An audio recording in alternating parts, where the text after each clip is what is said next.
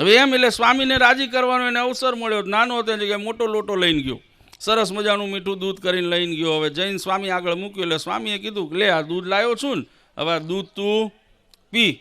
એટલે ઓલો વિચારમાં પડ્યો કે સ્વામીએ દૂધ મંગાવ્યું તો આ તો હું ઘરે ન પી લે, તો અહીંયા મંગાવીને મને પીવાનું શું? એટલે કે નાના સ્વામી તમારી સામે કેમ પીવાય આમ? એટલે સ્વામીએ કીધું હું કહું છું ને તું પી. એટલે સ્વામીએ કીધું એટલે ઓલાએ આજ્ઞા માની અને લોટો ઉપાડીને દૂધ પીવાનું શરૂ કર્યું. અડધો લોટો દૂધ પીધું ત્યાં સ્વામીએ ઓલા હરિભગતને અટકાવ્યો. અટકાવીને એને કીધું કે હવે એક કામ કરે, એક વાત કે મને આ દૂધ કેવું છે? એટલે ઓલો કે સ્વામી સરસ છે, મીઠું છે.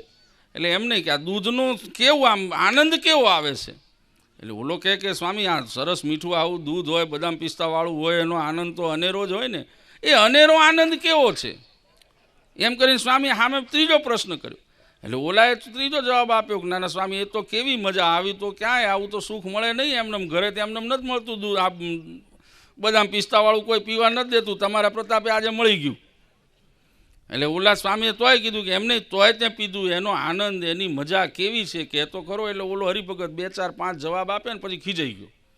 ખીજાણું એટલે સ્વામીએ ફરી જ્યારે પ્રશ્ન કર્યો ખરેખર નહીં આ દૂધનો આનંદ કેવો છે કહેતો ખરો?